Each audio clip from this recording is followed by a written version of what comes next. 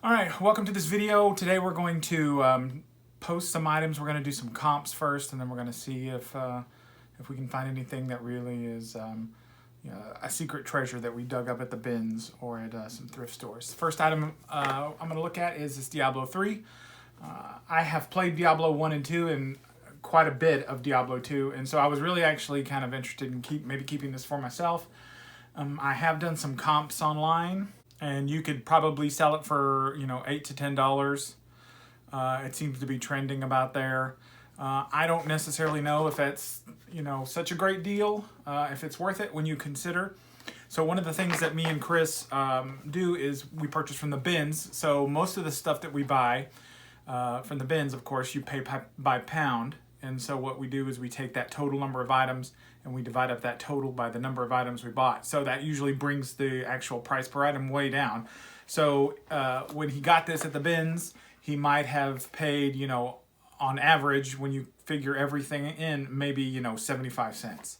So when you figure in, eBay's probably $3 in fees plus 75 cents, and then you minus, if you sell it for, let's just say $10, you got to figure out, is that worth it? Is $5 or $6, is that really worth the effort that you put in obtaining it and comping it and then listing it and then shipping it?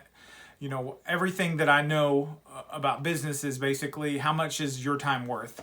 And so do you really want to, for as much time as it might take to completely go through the entire process of selling this Diablo game, I might have made, $1 an hour or something like that. When you consider, of course, you're not going to be working solid for 5 hours, but, you got to figure that in. You got to, at some point, you got to say, you know what, that's really not worth it. It would be more worth it to either keep it, and enjoy it, which I might do, or it might be more worth it to bundle it with similar items, which I don't have similar items in this case, but, items that are similar. Or garage sell it or sell it at a different type venue like what we do with the Just Between Friends sale when it comes to kit items. So the jury's still out on this. I'm going to hold on to this for the moment because I might actually play it. The condition of the game is actually really good, and I never played this one, but I know what it plays like. I watched demos and whatnot years ago, so actually it might be pretty fun because I enjoyed the first two.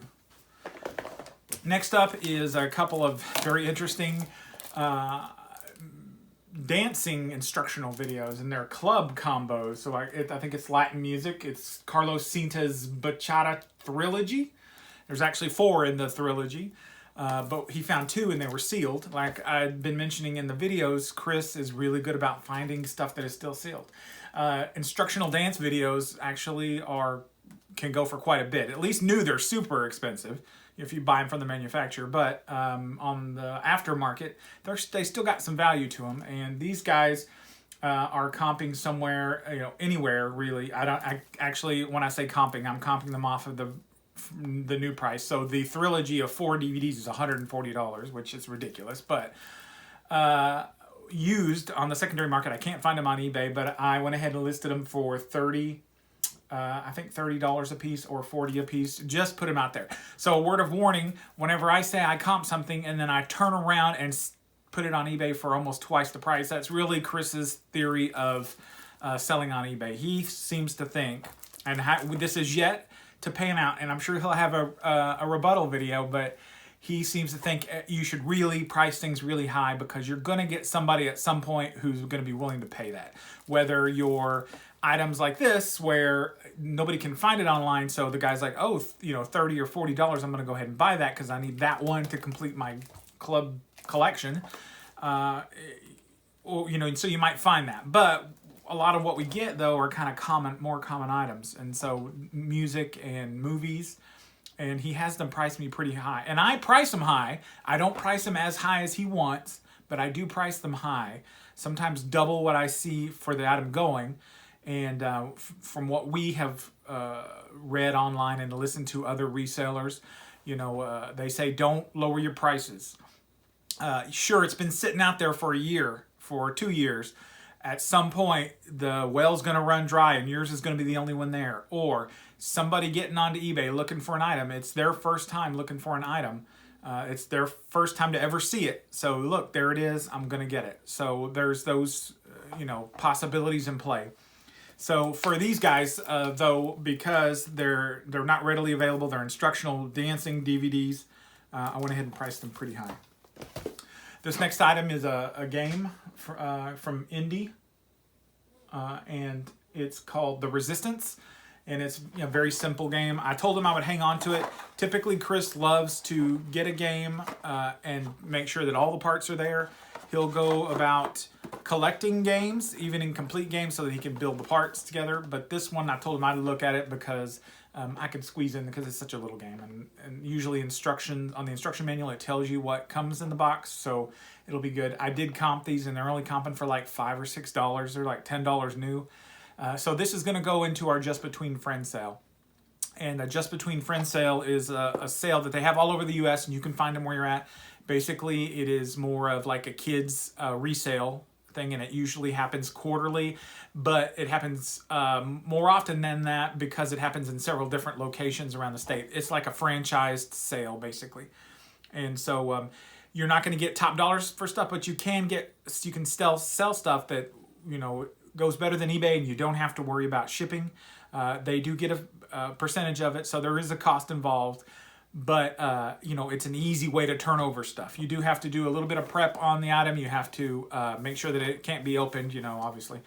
I usually use painter's tape for that so that it doesn't damage the box. And you have to print out, you have to put it in their inventory system. You got to print out a label and then attach the label. So there is some work. And then you have to go and set it up, mix it in with all the other games or whatever you're selling, kit items that you're selling.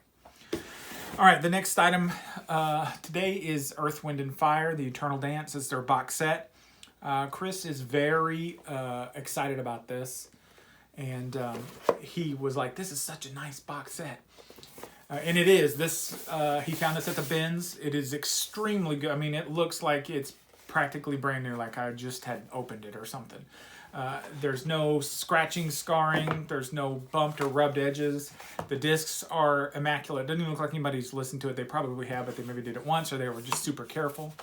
Only problem is this lovely 3-disc set is cheaper than water, basically. There's quite a few of them out there, and they're maybe going for $5 or $6 for the entire set. So as music moves away from a CD format, CDs are becoming less and less. They're rare.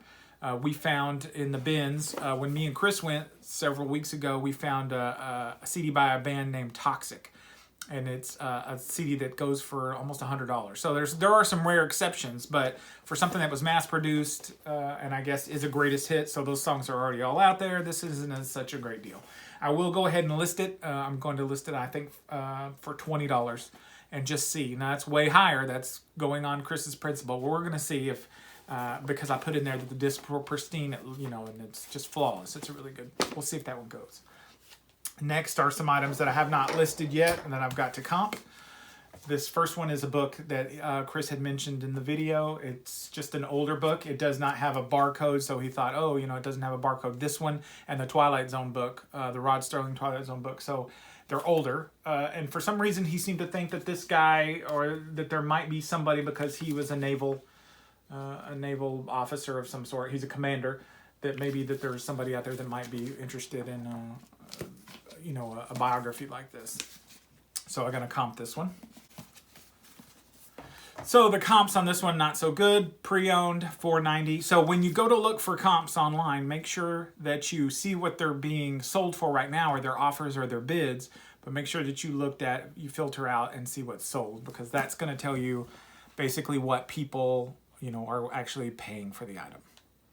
So in this instance, this version of this book might go for anywhere between $7 and $12, somewhere around there. So I'll probably list it for middle to that. I might list it for maybe $10 and then do an offer, send me an offer. We'll see how that goes. The next book is a book that Chris wanted to keep. It's not really one for resale. And I guess he got this at the bins. So as we've discussed, the bins, there's some no-no items, and that's anything that's heavy because you're paying by pound. And I think he said he got this one from the bins, but he was really interested in it. It is the one-year adventure novel, and it's the Compass textbook. And I guess the Compass must be a homeschooling curriculum. And, you know, it looks unused because really there's not somewhere where you actually write in here. This is more for reading. But there is a picture in the back of somebody who looks like a teen. So I'm guessing this is probably for your middle school, late middle schoolers or early high schoolers. So because it's a curriculum book, maybe it'll have some value. I'll check out the comps. All right, the comps for this are not very good. So you could get the entire set. This usually is not sold by itself. You usually see it with the CDs and DVDs, and you might get it for $40 for the entire set. So this was not really meant for sale. Chris wanted to keep it. I'm going to let him keep it because it might be $2 or $3, you know, if we sold it individually. Or I could actually slap some more on that and stick it out at the kids' sale and see if maybe there was somebody who is investigating curriculums, because I know that we did that. We investigated the different homeschooling curriculums before we decided on the ones we have. So maybe they might want to buy that for $5 or $6, and then I don't have to ship it and all that jazz. So we'll see, though. He might really want to keep that because I think he enjoys reading, so maybe he'll want to read that one. The next item I had comped during the video. There are these two Racing Champions cars. They're like Hot Wheels, but they're a little fancier. They were probably $7 or $8, or well, probably back then. This looks like 1995, so they were probably $5 or $6 at the store whenever they originally were there. They were trying to sell them for $2.99 at Goodwill, if you can see that. And then somebody, I guess, probably at a garage sale, tried to sell it for $1. The comps were going somewhere, if you were lucky, about $7. So what I'm going to do is put them both together and put like maybe 10. Or maybe $1 or $2 more, but they didn't cost much because they're light. You know, they came from the bins, so that'll be kind of is an okay. Next, we've got something that interests me. This is the United States, the game. Oh wait, no, that's not it. It's Monopoly Socialism. Winning is for capitalists. So I guess it's a parody, but it's actually made by. Who is this? Who makes this game? It's Hasbro. That's interesting coming from a game manufacturer. It's a parody of the classic. So anyway, Chris said he looked up comps on this and he thought it was interesting. So I was going to do the same and see, because this one doesn't, I've never seen this game before. So we'll see if it's something that people might be more interested in, you know, collecting. So brand new, these are selling for, at least on an auction, for $18.50. Buy it now, new sealed 21. So I'm going to probably put this around 15 or 16. I gotta make sure all the pieces are. He might have said he already checked. I'm not really sure, but I'll put that one out there. You know, it might be one that sits around for a while, depending on the ebb and flow of how many are available. And then along the game line, Beat Detroit, which he talked quite a bit about during the video. It is a game that's kind of, I guess, kind of a fun game or a hilarious game. And he said it was a bit like Monopoly, or what he read about it was a bit like Monopoly. And this was 1975, I believe. So, you know, for those vintage board game fans, I'll check the comps on it. So, pre-owned, $25. That's not bad. That's some interesting titling that people are doing on eBay, but 15, so it sold for 15 at an auction, 15 for buy it now. So I'll probably list it in the 25, probably put 25 on it. And I'll double check the contents to make sure, because the outer box is a little rough. But we love to get games, and I think it's one of those things where I think you're more successful, or you're more apt to put up with the tedium of a business if it's something that you have an interest in, and we have an interest in games. So we are always getting games, and so it's not such a, you know, beat down. I don't have to go through and you know, look at components and things. It's something I really don't want to mess with. So games they're pretty fun. So we'll get that posted. Next is a book, and we talked slightly about this. We don't typically buy books. Like I said, like I told Chris, that was a no-no that I put out there pretty quick, and he follows it for the most part. This, however, is a children's book, and it is co-written by Neil Gaiman. Chris is a huge fan of Neil Gaiman. I'm a pretty good fan. So I was going to check this out, and it might have some sell value or resale value because of that name, because of the fan base that Neil Gaiman has. Okay, so I don't know. So signed. Let me check real quick if it's signed. Wouldn't that be great? No, it's not signed. Signed one sold for 32 on eBay, and it's also sold brand new for $10. So I will probably not sell this on eBay. I will probably sell it for probably 5 or 6 at the consignment sale, because it will probably go for that. So one thing I learned is with the consignment sale is we had a lot of books to sell. We inherited a lot of kids' books. And so what I did was, because we had so many, I wrapped them all together. I put them in gallon bags, and I cut off the ends and then slipped on each side, and a big thick thing of books, and had really good prices on them. We were just wanting to get rid of those. And I found out that those sold all pretty well. But what I saw was everybody that was selling books there was selling individual books. And then so the next show that we did, I just did a bunch of individual books, and they all sold, and they were kind of, a couple of dollars or a few dollars a piece. I was really surprised at that. So the individual books do sell at those consignment sales, and so I will probably do that. I'll probably give this amount of money and then put that up at the consignment sale. And the last item I got, I'm keeping it, I'm sorry. It is Spy vs. Spy from Mad Magazine. And this looks like book number 2. And I guess it's a mixture of the black and whites that you're used to, but the second half of the book is in color, which I don't really care for. I mean, I don't care either way. I think I prefer the sort of black and white line drawings of the original. But anyway, it's pretty thick. It's pretty awesome. I love these sort of, art comic book type things. So this is really good. I'm going to keep that one. I'll just, that'll have to come out of the deal. And so last items I wanted to cover that we already kind of covered in the first video of things that we untubbed was the big pile of pins that Chris found. So I basically narrowed down the pins that we're going to sell to just a handful. It was basically, the bin was full of advertising and very similar type pin back buttons. I say pins, but they're buttons. And they look like they were anywhere from the 70s on up through just a few years ago. Probably the most interesting thing I found, and it kind of just reminded me of sort of, local flavor, was this Skaggs Alpha Beta name badge. And so I'm going to list that one. This Book It one, that was, I guess, in the 90s. It was the one where you read books and you can get free pizza at Pizza Hut. I'm listing that one because it actually is selling. There's a Just Say No to Drugs, which I just dropped, but I just noticed it didn't have the pin on the back, so I'll still try to sell it. And then I have 2 that I'm going to group together. They're 1977 and 1978 San Antonio Livestock Show buttons. So it's got the actual number of the person, their tag number. So I'll put those together. And then I took the Pepsi Challenge pin. It's not it's a button, but it's like one of those folding ones, so you don't stab yourself. Everything else I'm going to lump together, I think.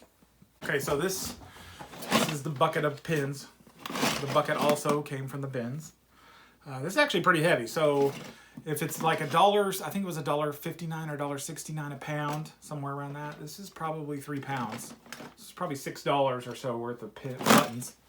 But I'm going to guess there's probably 150. And in the other video, if you want to see what they said, you can go look at that one. But, there's just everything under the sun here. Doubly Delicious Valentine's Day, whatever that is. It looks like some of these came from retail and some restaurants. The first thing I thought when you started dumping them out was that they were Flair. It's the first thing that came to my mind. Because there was like a Bennigan's and some other restaurant in there. TGI Fridays, that's right. So I'm going to take the rest of these. I didn't see any that really jumped out at me except to those individual ones I just showed. And I'm going to probably post these as one big lot. But I am going to actually count them out first so that I can get that total for us to figure out, what our total cost is per item. Because that'll just help. That'll help keep track of everything. And it brings the price down so that you can sell things at a lower price and you're still making a decent profit. You're not killing yourself. And that's it. That's all for this batch of stuff. I mean, there's lots more stuff. There was like 6 tubs worth of stuff. And Chris is also going to be posting as he goes through some stuff. But I just wanted to make a video of some of the stuff. And I'll make another video of stuff. We'll talk to you later. Good luck.